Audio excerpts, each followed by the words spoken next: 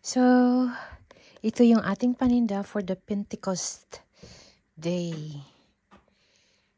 Ayan. Andito tayo sa Colsell, yung parang walk-in refrigerator. Ayan. Nakikita nyo to? Ito ay ang Peon Rose. Ganito itsura niya pag hindi pa bukas. Madami siyang iba't ibang kulay. This is pink. Ito medyo light. Ito naman dark or red na ata yan. Pag bumukas to naman ay white. Ayan.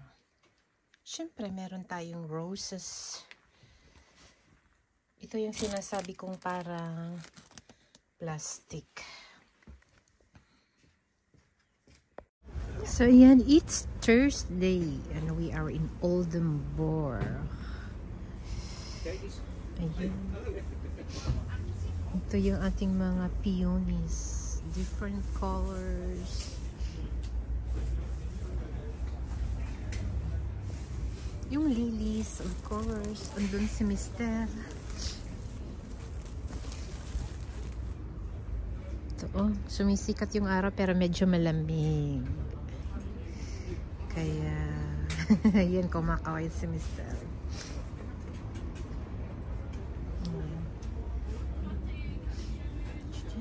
Ito, ang ganda.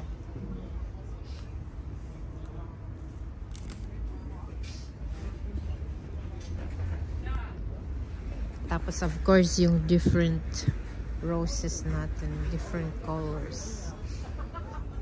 May short stem, long. Ayan. Yung plastic kagaya ng ugali ng kapitbahay mo.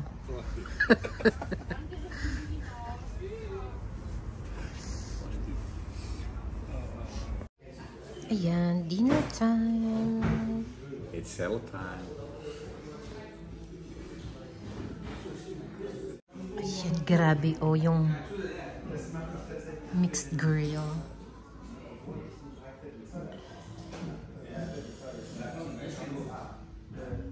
With French fries. So, ayan.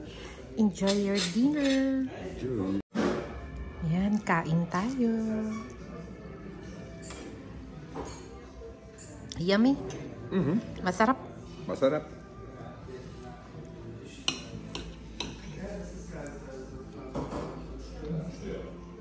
May gulay din. Hello everyone! Welcome back to It's Winter Vlog. So, Sabado ngayon, last day namin ng pagtitinda ng bulaklak kasi as you all know already, Thursday, Friday, Saturday kami nagtitinda ng bulaklak. Kaya ito yung ating last kimbot for this week. May sinasabi silang Pentecost Day dito sa Germany. Sa Pinas, parang hindi nagsiselebrate ng Pentecost. Hindi ko alam, di ako sure, pero parang hindi. At saka yung pag Pentecost Day sa kanila, ito yung mga bulaklak na, sandali. Ito yung mga bulaklak, yung Peon Rose, yung talagang mga pinamimili nila pag Pentecost Day. Kasi, ang Pentecost, kung sa salita nila, ay kahawig sa Peon Rose yung tawag. Pakita ko na din lahat. As always, meron tayong lily. Ba't ibang kulay? Yung ito yata yung may, yung parang may maganda yung amoy. Ito yung gusto ko. Sana may matira para makapag-uwi ako sa bahay. O di kaya kukuha na lang ako agad. Ayan. Ito yung sinasabi kong parang plastic na bulaklak. Ayan. Bumubuka. Bumubuka ba siya? Tapos ganun.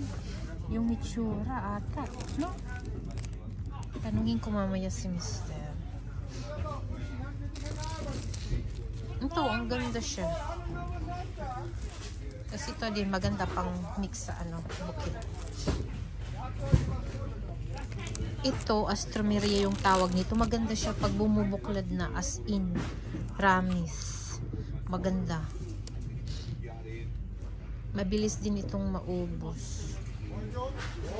Kasi ito yung maliliit na chrysanthemum, yung malalaki. Ito yung sinasabi ko na pang kung punta ka ng cemetery, cherries.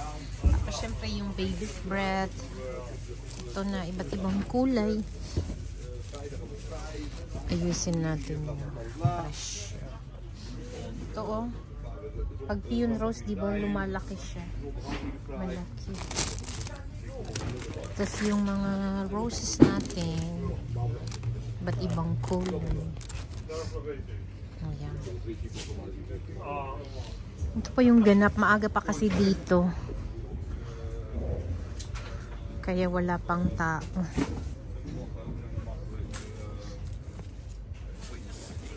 So, ayan. Good luck sa amin today.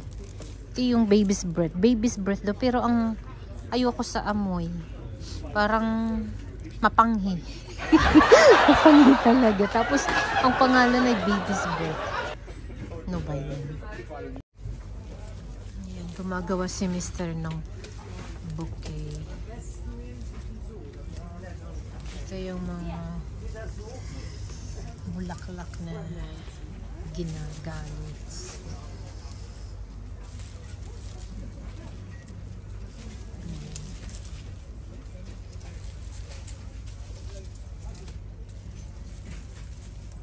Medyo madami-dami na din kaming nabinta.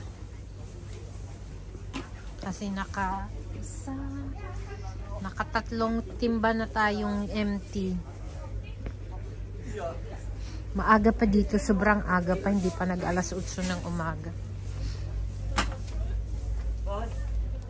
Beautiful. Maganda.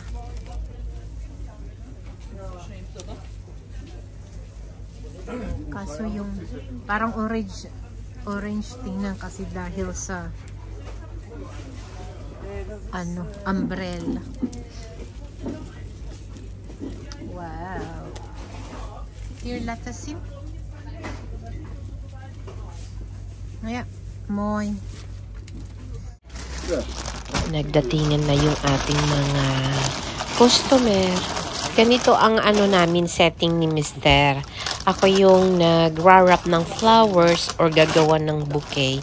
Tapos si Mr. naman, siya yung kumbaga, yung nagtitinda talaga, siya yung kumakausap sa customer, nagsusukli, para mabilis ba. At saka ako, hindi maganda yung German ko. Makaintindi ako kasi medyo may kahawig. Pero, iba pa din yung language ng German. As in, talaga, lalo na pag Sabado, yun talaga yung pinaka-busy namin na pagtitinda ng bulaklak. Yung kulay na to, yung unang naubos. Ito kasi yung magandang, na peon rose, yung pag bumubukas na sobrang laki siya, as in maaano mo talaga, magagandahan ka talaga sa peon rose. Kung mapapansin niyo, mabilis ako mag-wrap ng bulaklak. Actually, maganda ang timing namin ni Mr. So, siya nagsusukli, nirarap ko ang bulaklak, tapos pack, tapos na, next customer. So, ayan, dumating yung ration natin ng tea at kape. So, actually, ito yung nakakatawa, nag-order ka ng coffee and tea, tapos, makakalimutan mong inumin kasi busy nga sa pag-wrap ng bulaklak. Hindi sa makikita mo kasing yung naglilinyahan yung customer nyo, yung ganon. Kaso mahiya ako mag-video sa kanila na nakalinya sila. At mapapansin nyo, yung iba talaga madamihan bumili ng flowers. Yun yung napapansin ko dito sa Germany. Kasi alam nyo, pag hindi ako sumasama, every Friday, nagpupunta ako ng market dito sa Netherlands. Makikita ko, syempre may mga nagtitinda din ng bulaklak doon sa market sa Netherlands. makikita mo yung pag may bumibili, yung isang bouquet lang, hindi yung madamihan, ganun-ganun. At saka alam niyo yung market doon sa amin, as in, tatatlo yung nagtitinda ng bulaklak. Madami. Dito sa Germany, yung pinagtitindahan namin yung pwesto namin sa market, dati merong kakumpetensya si Mister. Kaso, nag-declare ng bankruptcy. Tapos, meron naman bagong kakumpetensya, bulaklak din. Kaso, hindi rin nagtagal. Kaya, importante talaga kung paano mo i-handle yung customer mo. Si Mr. kasi maganda ang PR niya eh. Kung baga ina-apply niya yung customer is always right. Parang ganun. Kaya nga nang sabi ko sa mga previous video ko na pag halimbawa yung customer sasabihin na hindi bumukas yung rose, ganun. Actually, hindi naman yung kasalanan ni Mister kasi hindi naman siya yung nagtanim ng bulaklak, diba? Inangkat lang niya. Pero ang ginagawa ni Mister, halimbawa, may nagreklamo, hindi bumuka yung bulaklak. Either binibigyan ng discount, halimbawa, sabihin natin, 10 pesos, ginagawa ni Mister ng 8 pesos. Or minsan, kung yung super suki talaga, binibigyan ng free bouquet, ganun. Kaya sa awa ng Diyos, bumabalik talaga yung mga customer ni Mister. At saka maganda kasi ang quality ng bulaklak namin. Yun talaga yung maganda yung quality ng bulaklak. Kasi yung nakita ko yung mga kakumpetensya namin, hindi magaganda yung quality ng bulaklak. At saka mapapamangha ka talaga na sobrang daming dinala naming bulaklak before you know, unti-unting nauubos na yung bulaklak namin na paninda. As in, mapapa-thank you Lord ka talaga. Minsan sa umaga kinakabahan ako sa sobrang daming bulaklak. Di ba nakita niyo ang dami-dami? Pero maya-maya, ubos na yarn. Kaya thank you sa aming German clients sa pagtangkilik ng bulaklak namin. Ayan. Ito na yung ating summary talaga. Nagliligpit na kami kasi bawing-bawi na si Mister. Lang timba yung naubos. So, actually, di ba nakita nyo na yung itsura ng van? Punong-puno yan ng bulaklak. Tapos, yan na lang yung natira. So, thank you Lord ka talaga na tinatangkilik yung tinda ni Mister na bulaklak dito sa Germany. So, ayan. Actually, hindi pa tapos yung market. Nakikita nyo, yung mga kapitbahay namin. Kapitbahay talaga.